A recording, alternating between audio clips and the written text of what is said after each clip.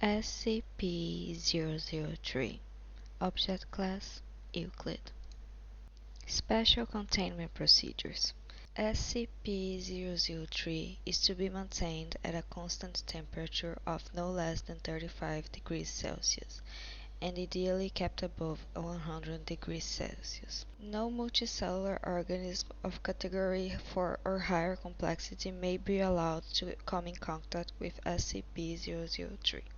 In event of total power failure, if SCP-003-1 begins to increase its mass, assigned personnel must engage in skin contact with SCP-003-1.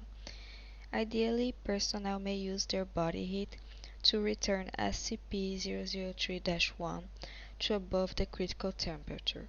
However, skin contact must be maintained even in the event of SCP-003 reaching activation temperature, lasting at minimum until SCP-003-1 advances fully to its second growth stage. Personnel who enter SCP-003's containment area must first be examined for body parasites of category 4 or higher complexity, and sterilized if such organisms are present. All personnel who have come in physical contact with SCP-003-1 are to immediately report for sterilization afterwards. SCP-003-1 must not be removed from SCP-003-2 except in case of emergency procedures detailed above. Any significant change in SCP-003-2's rune activity, including pattern, frequency, or color, should be reported within 3 hours of occurrence. Cessation of rune activity must be reported immediately. SCP-003-2 must be supplied with power via the source designated Generator 003-4 at all times. Description: SCP-003 consists of two related components of separate origin, referred to SCP-003-1 and SCP-003-2. SCP-003-1 appears to be composed of chitin, hair, and nails of unknown biology, arranged in a configuration similar to that of a computer motherboard. Testing reveals SCP-003-1 to predate earliest known circuit boards by a factor of 1,000 years. SCP-003-1 is considered sentient but not actively dangerous except under certain conditions. SCP-003-2 is controlled by a non-biological internal computer, the contents of which are mostly inaccessible without risking of damaging SCP-003-2. SCP-003-2 is capable of controlled emissions of radiation, including heat, light, and anomalous radiation types. SCP-003-2 contains an internal power source of an anomalous nature, which appears to have been losing power since several centuries before discovery. It is considered probable that SCP-003-2 was created for the purpose of containing SCP-003-1. Partially interpreted data recovered from SCP-003-2 may refer to a past and/or potential future LK-class restructuring event caused by SCP-003-1. SCP-003 was located by Remote Viewing Team SRV-04 Beta. It appears possible that SRV-04 Beta was deliberately contacted by SCP-003-2. Other organizations have been alerted to SCP-003's existence, possibly by similar means. Despite this activity, SCP-003-2 does not appear to be sentient, based on its lack of reaction to M03 Gloria analysis and procedures. When SCP-003 drops below the temperature of 35 degrees Celsius, both components react. First, SCP-003-1 enters a growth state characterized by an exponential increase in mass. This growth state consists of two stages. In both stages, SCP-003-1 partially fuels its growth by converting matter around it, starting with any surrounding inorganic material, including atmospheric elements, then long-living organic material, including cells of dead skin, hair, chitin, enamel, keratin, and other biological matters. The first stage is always the same. SCP-003-1 will first increase its mass, then take a form similar in shape of an ophiuroid brittle star of 15 meters in diameter, including what appears to be a central processor of 3 meters in diameter. It will form sensory organs that appear to scan its surrounding environment, and will partially convert the area around it to an unidentified anomalous substance. SCP-003-2 seems immune from conversion. The second stage describes a growth alteration which occurs when SCP-003 comes into contact with a living organic material. SCP-003 appears to template itself off of the organic material and will attempt communication with organisms that match its initial template or templates. In its second stage, SCP-003-1 may pause, slow, or change its growth, and will also convert inorganic and non-living organic elements into functionally similar structures while anomalously altering their physical makeup.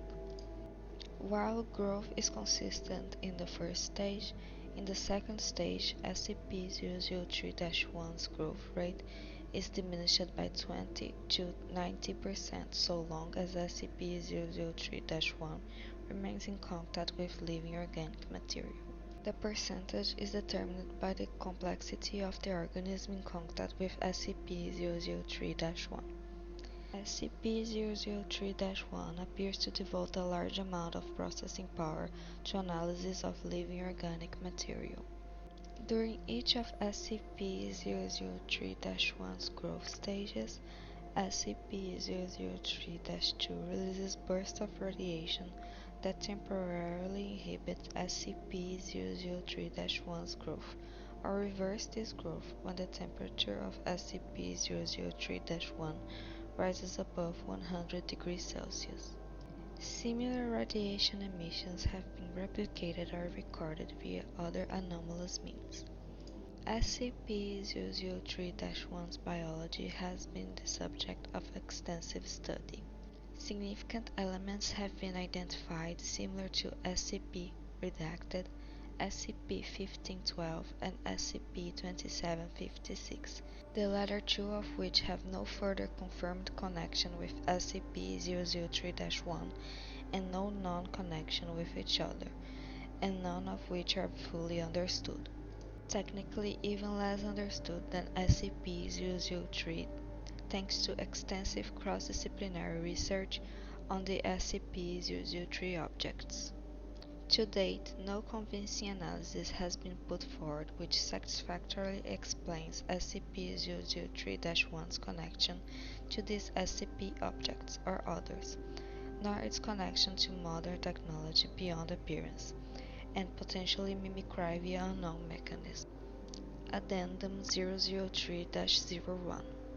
Acting on information gathered from linguistic analysis of SCP-003-2's runes and comparative analysis, research team M03 Gloria has managed to establish a link between SCP-003 and data expunged for analysis of functions. SCP-003-1 must now be considered sentient and is to be kept a minimum of 1 kilometer from data expunged and the resulting byproduct at all times. Addendum 003-02. SCP-003's power loss has been exacerbated by the procedures performed by M03 Gloria. On orders of O510, M03 Gloria will continue procedures. Addendum 003-03. During M03 Gloria procedures, SCP-003-1 doubled its mass and began rapid structural growth. temperature was immediately returned to 100 degrees Celsius.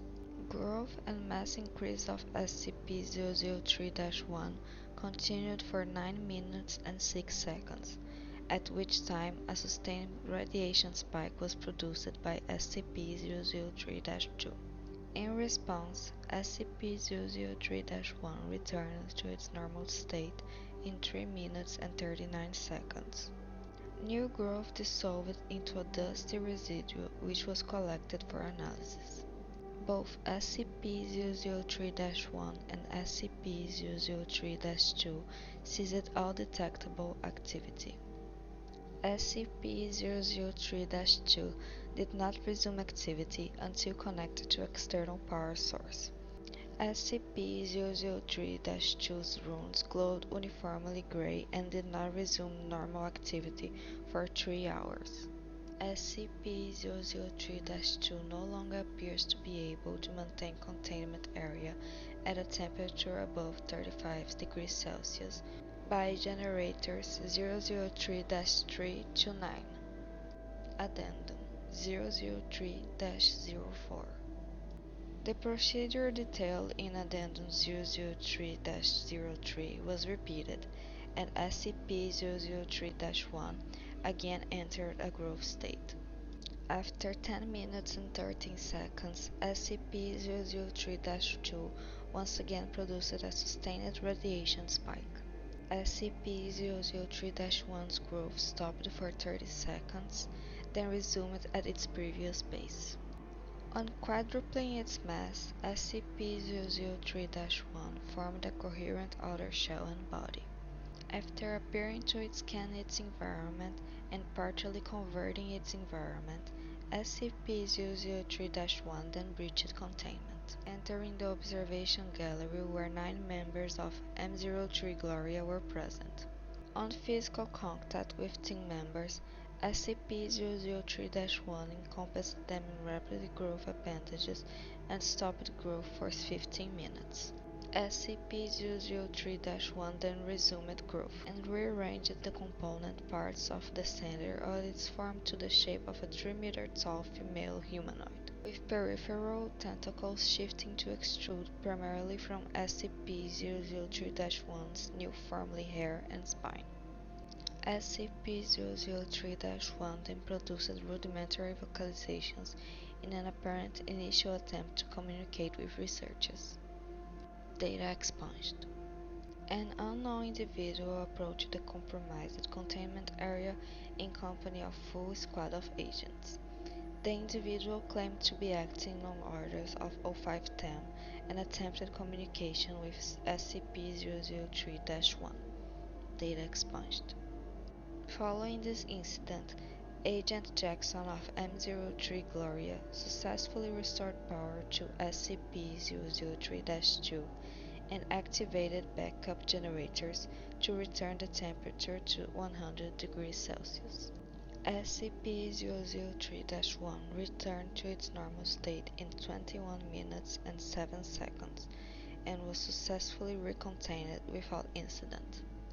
All 9 members of M03 Gloria affected by SCP-003-1 were afterwards found to be physically unharmed, with no residual effects besides psychological trauma. The converted materials of SCP-003's former containment area did not dissolve and are now under analysis. Addendum 003-05.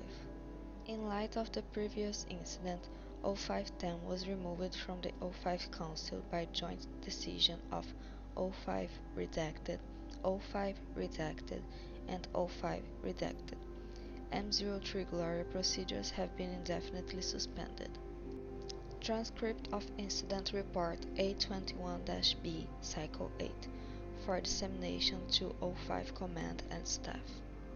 Interviewers: Redacted, Redacted, and Redacted. Present: O52, O55, O57, O510, and staff. Interviewed: Dr. Tilda David Moose, M03 Gloria Lead. Excerpt 35A. She tried talking to us. We all heard her voice in our heads, in a sort of half language we couldn't fully understand. Some of the others passed out immediately. I lasted a little longer, but it wasn't because of my mental fortitude. It was just that she was trying to tell us different things.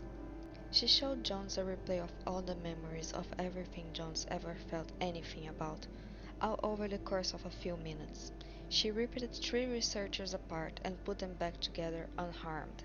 She doesn't understand human emotion or pain, or very much about how we experience the world. Yes, I would say the containment procedures are necessary.